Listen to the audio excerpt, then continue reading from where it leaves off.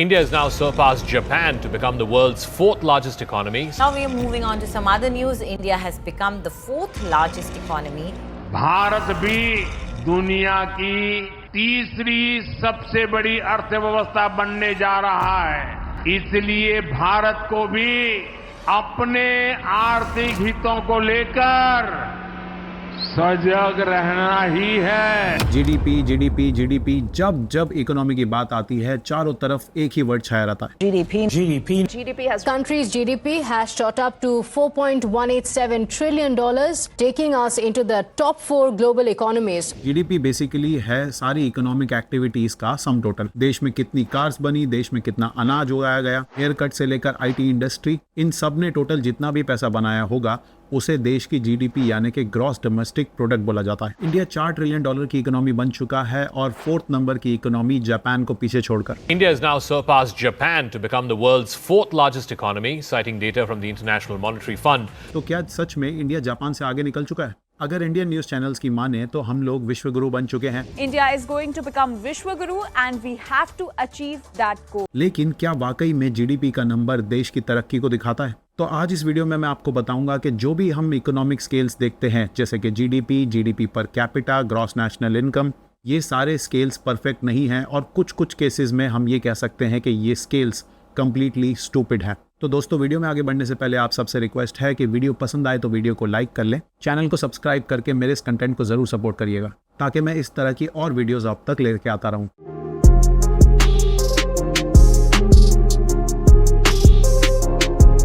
दोस्तों, जैसे कि हम जानते हैं कि जीडीपी एक सम टोटल है सारी इकोनॉमिक एक्टिविटीज का। Manufacturing, agriculture, IT, services, shopping malls, किराने की दुकान, ये सारे सेक्टर्स मिलके देश की जीडीपी बनाते हैं। तो बेसिकली समझते हैं कि जीडीपी काम कैसे करता है। एक सिंपल सी सिचुएशन लेते हैं कि एक सोसाइटी में 2 ग्रुप्स हैं, ग्रुप ए और ग्रुप बी। ग्रुप ए की इनकम है 1 करोड़ रुपए और ग्रुप बी की इनकम है 50 लाख रुपए। सरफेस लेवल पर देखने से आपको पता चलेगा कि ग्रुप ए ज्यादा अमीर है, लेकिन अगर मैं आपसे कहूं कि ग्रुप ए के अंदर 100 लोग हैं और ग्रुप बी के अंदर 10 लोग हैं तो ग्रुप ए में एक आदमी की एवरेज कमाई हुई 1 लाख रुपए, जबकि ग्रुप बी में एक आदमी की एवरेज कमाई हुई 5 लाख रुपए। तो अगर जीडीपी की बात करें तो ग्रुप ए की जीडीपी ग्रुप बी की जीडीपी के डबल है, लेकिन ग्रुप ए में एक एवरेज आदमी 1 लाख रुपए कमा रहा है और ग्रुप बी में एक एवरेज आदमी 5 लाख रुपए कमा रहा है। तो आप ही बताइए कि ग्रुप ए के लोग ज्यादा अच्छी लाइफ एंजॉय कर रहे होंगे या ग्रुप बी के लोग? कुछ केसेस में जीडीपी कंप्लीटली स्टूपिड है।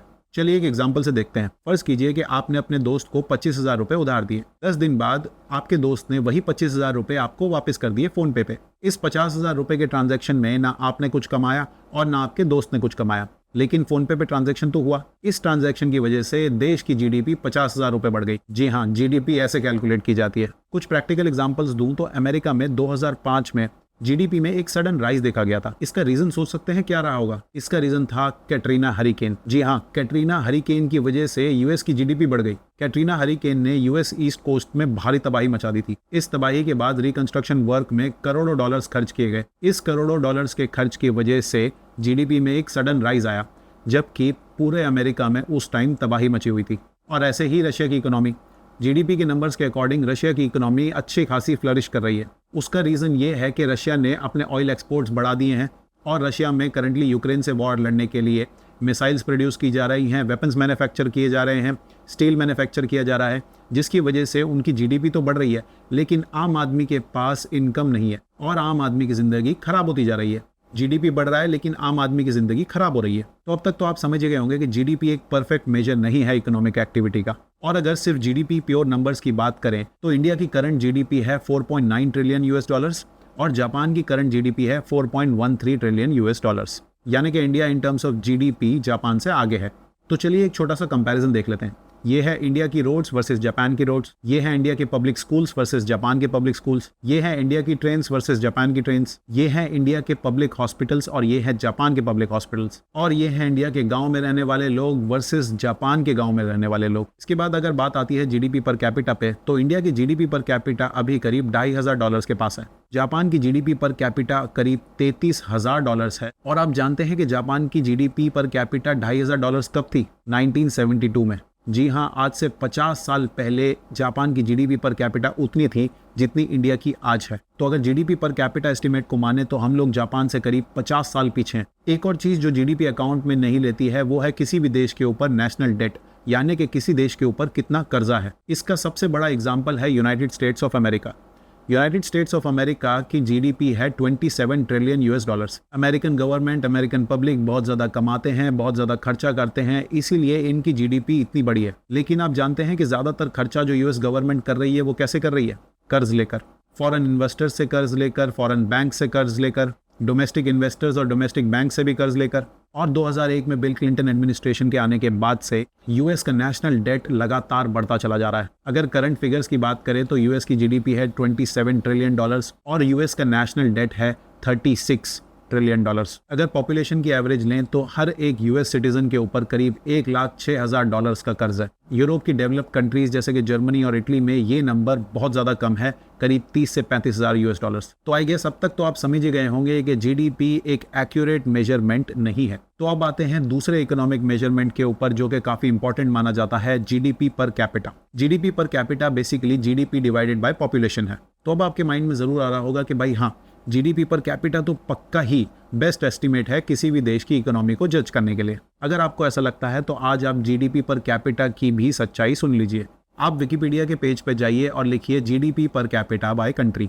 वहां पर आपको जीडीपी पर कैपिटा के हिसाब से टॉप पर 3 कंट्रीज मिलेंगी। लग्जमबर्ग जिसका जीडीपी पर कैपिटा है 1,52,000 डॉलर्स, बर्मुडा जिसका जीडीपी पर कैपिटा है 1,38,000 डॉलर्स और तीसरे नंबर पर है आयरलैंड जिसका जीडीपी पर कैपिटा है 1,32,000 डॉलर्स। लेकिन क्या ये सारी कंट्रीज वर्ल्ड लेवल पर कहीं भी रैंक करती हैं? अगर आप कंपेयर करेंगे लग्जमबर्ग को चाइना से, तो चाइना की जीडीपी पर कैपिटा है सिर्फ 14,000 यूएस डॉलर्स, यानी कि जीडीपी पर कैपिटा के हिसाब से लग्जमबर्ग चाइना से 12 गुना ज्यादा है। चाइना की विशालकाय 140 करोड़ की पॉपुलेशन की वजह से इनका जीडीपी पर कैपिटा तो कम हो जाता है, लेकिन चाइना लग्जमबर्ग से कई गुना ज़्यादा बड़ी इकोनॉमी है, कई गुना ज़्यादा बड़ी डाइवर्स कंट्री है, कई गुना ज़्यादा बड़ी मिलिट्री पावर है।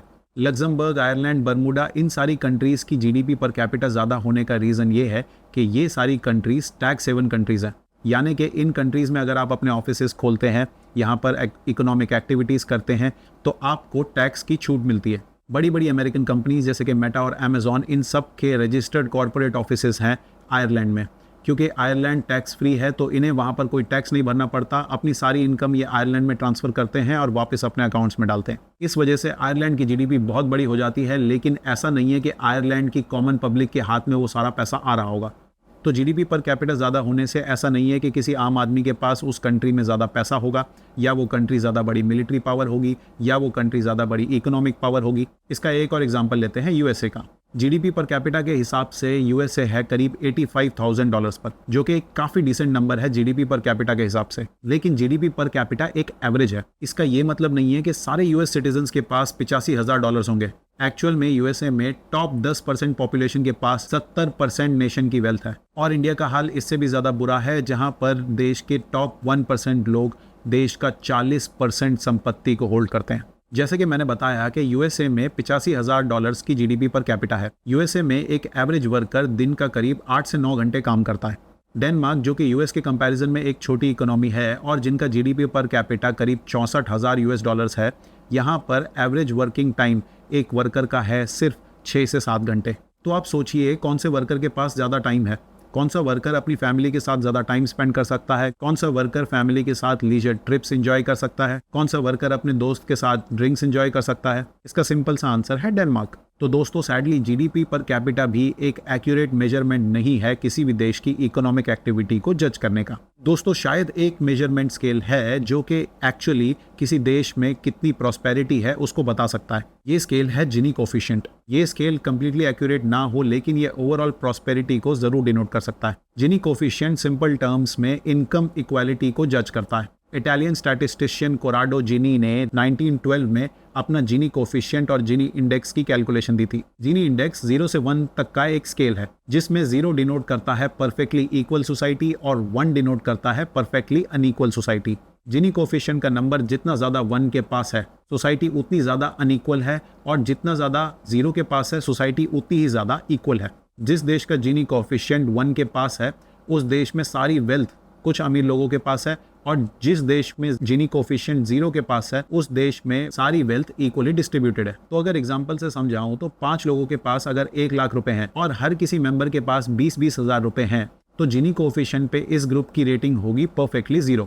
यानी कि कंप्लीटली इक्वल वेल्थ डिस्ट्रीब्यूशन। और एक दूसरा ग्रुप है जहां पर लोगों की टोटल इनकम है 1 लाख रुपए और 99,000 रुपए सिर्फ टॉप के 2-3 लोगों के पास ही है और बाकी सारे लोगों के पास सिर्फ 1,000 रुपए हैं। तो ये है परफेक्टली अनइक्वल सोसाइटी और इसका जीनी कोएफिशिएंट होगा नियर अबाउट 1। जीनी इंडेक्स के बेस पे हम एक स्ट्रेट लाइन कर्व बना सकते हैं जिसे हम बोलते हैं लॉरेंस कर्व। लॉरेंस कर्व पर स्ट्रेट लाइन का मतलब है कि सारे सिटीजन्स के पास वेल्थ इक्वली डिस्ट्रीब्यूटेड है। यूरोपियन कंट्रीज जैसे कि डेनमार्क, आयरलैंड, पोलैंड, ये सारी कंट्रीज लॉरेंस कर्व पर ऑलमोस्ट स्ट्रेट लाइन पर चलती हैं। इसका मतलब इन सारी कंट्रीज में वेल्थ ऑलमोस्ट इक्वली डिस्ट्रीब्यूटेड है। USA on the other hand एक अनइक्वल सोसाइटी है जहां पर अमीर लोगों के पास ज़्यादा पैसा है और गरीबों के पास ऑलमोस्ट कुछ भी नहीं है। तो लॉरेंस कर्व पर यूएस की इकोनॉमी नीचे की तरफ जाती है। लेकिन दोस्तों जीनी कोएफिशिएंट में भी कुछ खामियां हैं जिनको डिस्कस करूंगा तो ये वीडियो बहुत लंबी हो जाएगी। तो दोस्तों अगर जीडीपी सही नहीं है, जीडीपी पर कैपिटा सही नहीं है, जीनी कोएफिशिएंट सही नहीं है, ग्रॉस नेशनल इनकम सही नहीं है, तो कौन सा इकोनॉमिक मेजर है जो कि प्रॉपरली बताता है कि कौन सी कंट्री में वेल्थ इक्वली डिस्ट्रीब्यूटेड है, कौन सी कंट्री के सिटीजन्स के पास अच्छा पैसा है, कौन से देश के सिटीजन्स अच्छी लाइफ जीते हैं? इसका आंसर थोड़ा सा ट्रिकी है क्योंकि ये सारे स्केल्स आपको एक सही पिक्चर नहीं देते हैं। अगर आपको किसी भी देश की इकोनॉमिक एक्टिविटी को जज करना है तो इसका एक सिंपल सॉल्यूशन बताता हूँ। इसके लिए आपको 2 देशों के बीच सारे मेजरमेंट स्केल्स को कंपेयर करना पड़ेगा। आपको कंपेयर करने पड़ेगा GDP, GDP per capita, gross national income, Gini index, trade deficit और सबसे इंपॉर्टेंट नेशनल डेट। जिस कंट्री में कंपैरेटिवली ये सारे मेजरमेंट स्केल्स सही बैठते हैं वो कंट्री ज़्यादा प्रॉस्परस है। तो दोस्तों न्यूज़ चैनल्स की बात में मत आइए, सिर्फ जीडीपी बढ़ने से ही देश का विकास नहीं होता है। देश के विकास को आप, मैं और हम सारे सिटीजन्स को मिलकर करना होता है। याद रखिएगा कि देश का विकास एक नंबर नहीं है, देश का विकास एक फीलिंग है जो आम इंसान हर दिन महसूस करता है। कमेंट करके बताइए कि क्या जीडीपी बढ़ने से ही देश आगे बढ़ सकता है। वीडियो पसंद आया हो तो वीडियो को लाइक कर लें, अपने दोस्तों तक इस वीडियो को शेयर करें और सब्सक्राइब करके मेरे कंटेंट को ज़रूर सपोर्ट कीजिएगा। मिलता हूँ आपसे नेक्स्ट वीडियो में।